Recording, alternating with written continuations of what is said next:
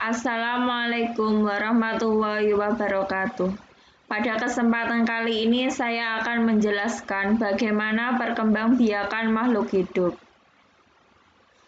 Pengertian: berkembangbiak adalah proses terbentuknya suatu individu baru yang sama jenisnya dengan individu yang menghasilkannya.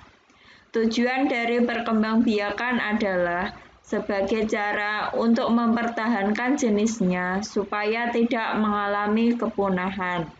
Pada dasarnya, perkembangbiakan makhluk hidup dibagi menjadi dua, yaitu perkembangbiakan secara seksual atau generatif dan perkembangbiakan secara aseksual atau vegetatif.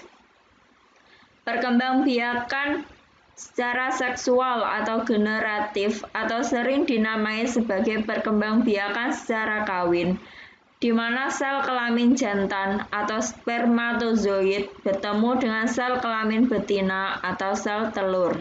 Sedangkan perkembangbiakan secara aseksual atau vegetatif terbentuknya individu baru tanpa didahului oleh peleburan sel kelamin jantan dan sel kelamin betina.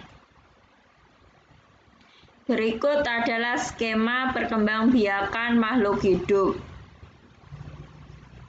Manusia berkembangbiak secara generatif.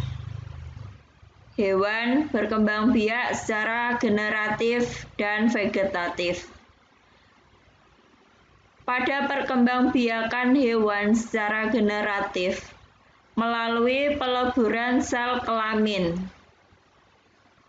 dan terbagi menjadi 3 jenis, yaitu ovipar, vivipar, dan ovivipar. Perkembangbiakan secara ovipar, contohnya ikan. Perkembangbiakan secara vivipar, contohnya kucing.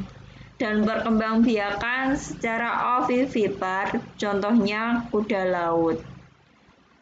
Perkembangbiakan hewan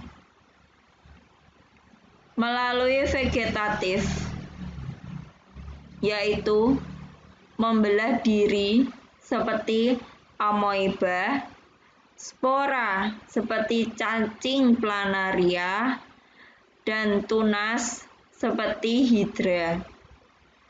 Tumbuhan juga melalui 2 perkembangbiakan, yaitu vegetatif dan generatif. Perkembangbiakan vegetatif terbagi menjadi 2, yaitu alami dan buatan. Secara alami, tumbuhan berkembangbiak melalui spora seperti paku-pakuan, tunas seperti bambu, umbi seperti singkong dan bawang. Dan secara buatan melalui stek seperti bunga mawar, melalui cangkok seperti mangga, jambu, dan melalui okulasi seperti durian. Sedangkan perkembangbiakan tumbuhan secara generatif atau melalui penyerbukan ini bisa terjadi melalui beberapa perantaraan. Tumbuhan yang bisa dibantu penyerbukannya oleh angin, contohnya jagung dan padi. Dan tumbuhan yang penyerbukannya bisa dibantu oleh air, contohnya melati, bunga sepatu. Pertumbuhan dan perkembangan pada manusia. Pertumbuhan adalah satu proses perubahan dari kecil menjadi besar dan tinggi yang disertai dengan pertambahan berat.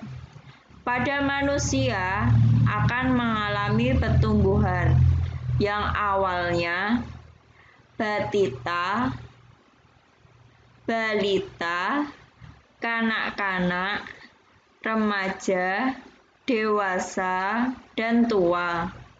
Pada proses pertumbuhan umumnya ditandai dengan perubahan sikap, perilaku, dan juga gejala-gejala yang lainnya.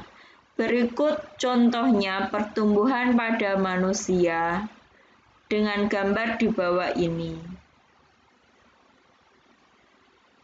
Kita dapat memahami dari gambar ini mulai dari batita, balita, kanak-kanak, remaja, dewasa, dan tua.